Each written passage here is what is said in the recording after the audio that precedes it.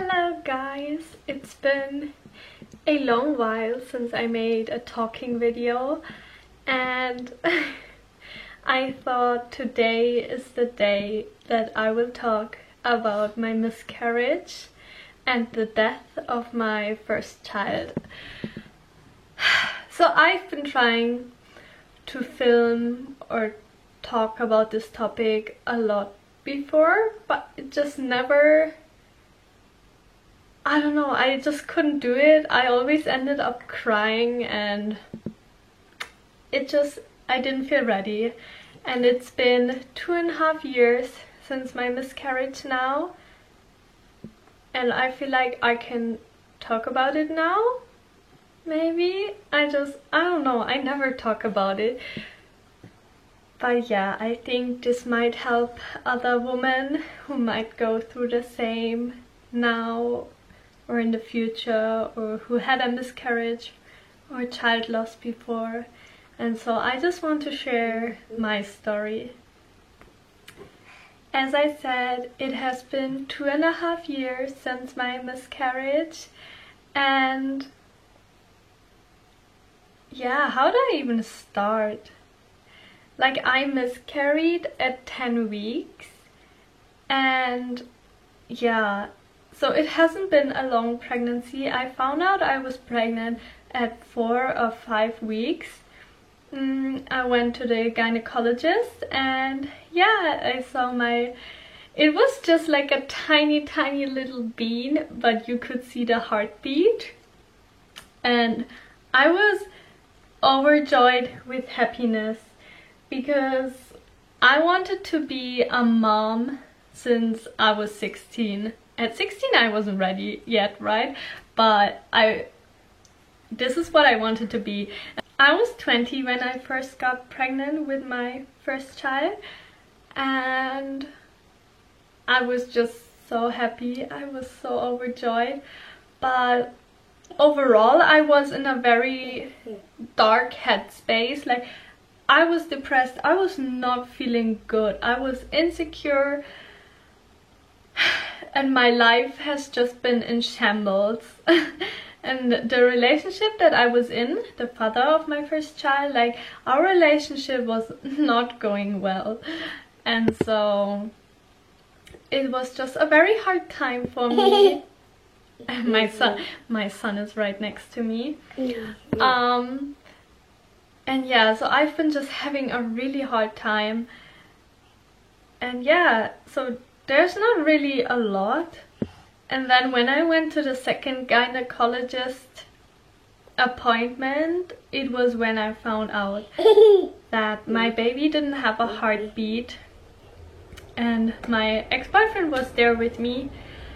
And so my boyfriend at the time, the father of my child, we were there together, and I was on the gynecologist chair and she did the ultrasound. And we saw our baby, and I always say she, I don't know, I just have a strong feeling it was a girl, but I don't know the gender, but somehow I always tend to say she. So my baby didn't have a heartbeat, and it was, as soon as I looked at the ultrasound, I knew it. Because even when the baby was a tiny little bean, I could see the heartbeat so clearly. It was like dum dum dum. But there was nothing. And the gynecologist, she was like silent, but she tried to search more, but I knew it. And I just felt my heart sink into my stomach. Yeah. And I knew it. And then she told me. And yeah, it just was very sad because I could see the baby's ears and the little hands and fingers and toes and the nose. And I actually, like, here in the background I have the ultrasound picture. And yeah, I can always see my baby here. And yeah, there are no words to describe the feeling of losing a child. And hearing the words. And after that, my memories it's just emptiness. I just remember driving home and I shut myself into my room. And then it was just emptiness.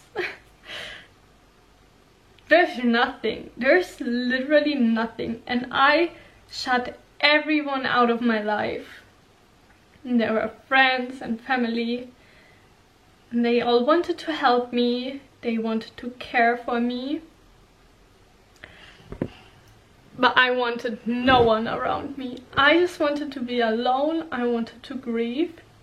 And it was really hard for me to have these people around me because they, in my mind, they kept bothering me. They were so noisy and I know they just meant well.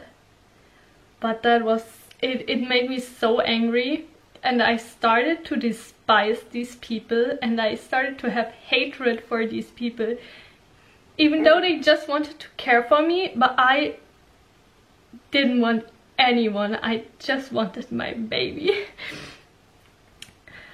And yeah, and then I shut myself into my room for like a week and I didn't eat and nothing. And then I had to go to a doctor because the baby and the blood, it needs to get out of your body, right? Because if you have a natural miscarriage and you miscarry at home or in the toilet or something and the baby goes out, there is a possibility that there might be blood left in your body and it can start to rot inside your body and it can be really damaging to your body. So I had to go to a doctor, and because this was my first miscarriage, I didn't know what to do. And so I went to the hospital and they like told me the options. I could go into operation and they could like if you go to abort a baby, they like get it out like a spoon. They get like inside and get everything out, including the blood.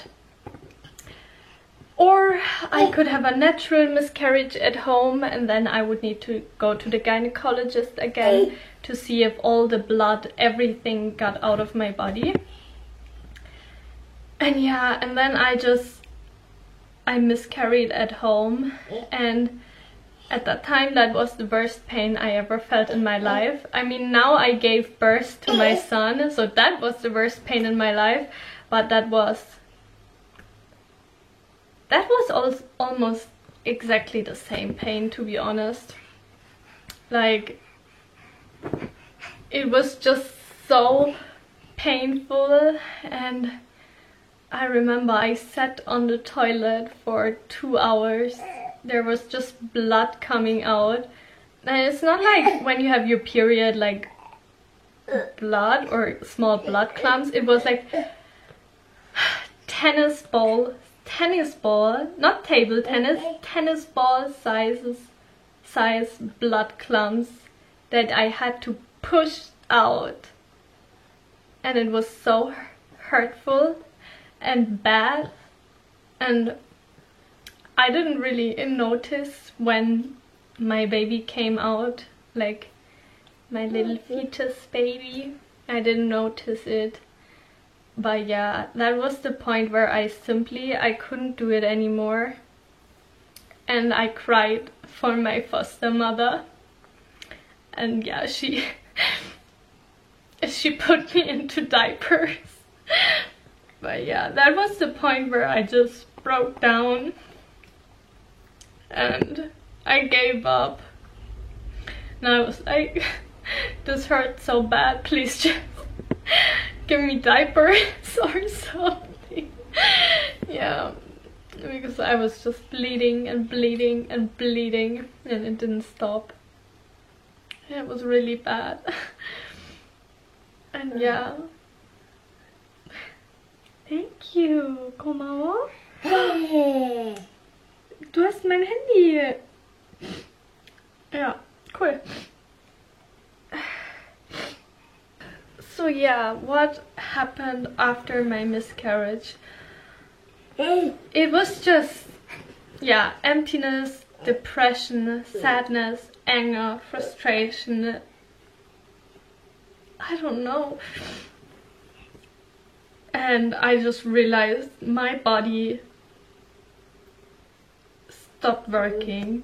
Like, I had hair until my waist. I had incredibly long hair, and it all fell out in the span of 1 month. It was until here, and it was so thin, and it was just so sad to see.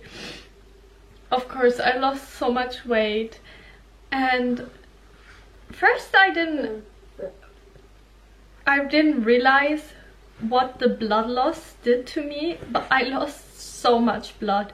And then, so I had my miscarriage in, November or December, I'm not even sure exactly. I just, my memories from that time are not very clear.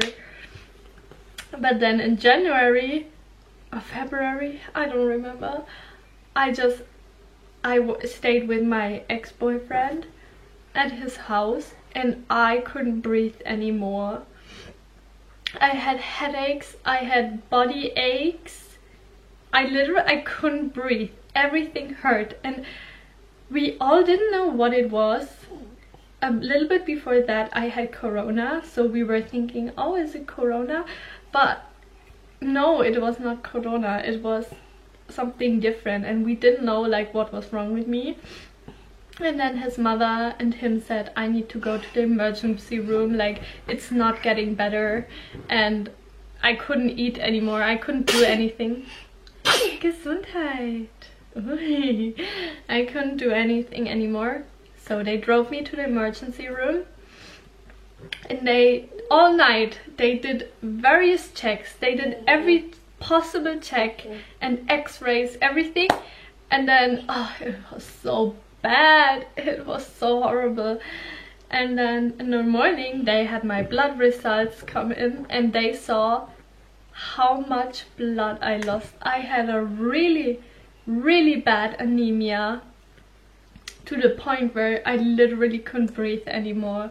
It was so bad. It was dangerous. Like, I'm not exaggerating, because at that time nobody knew how I was doing. The only people who saw me at that time were my ex-boyfriend and his mother. I didn't meet any friends, nobody. And I was so bad. I was in such a bad state.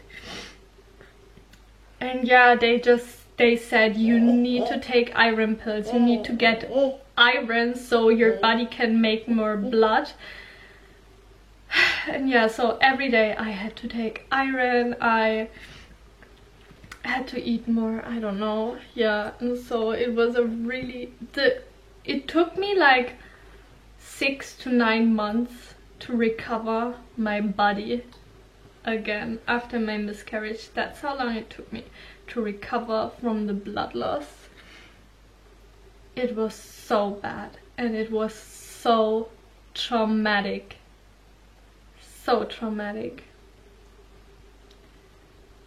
And yeah, actually a few weeks after my baby died, I even tried to take my own life, because that was just the darkest place I've ever gone to. Yeah. And yeah, what is there really to say? Like, I'm smiling now while I tell this story, but it's been 2.5 years, and you will never, no mother will ever get over the loss of a child. No father either, I think. This is a pain. This is an unimaginable pain. and I still cry about my baby so many nights. Or some random thought in the morning and I start crying because I just miss my baby so much. And it doesn't matter if your baby is like 4 weeks, 10 weeks, 10 months. It doesn't matter. This is your baby. And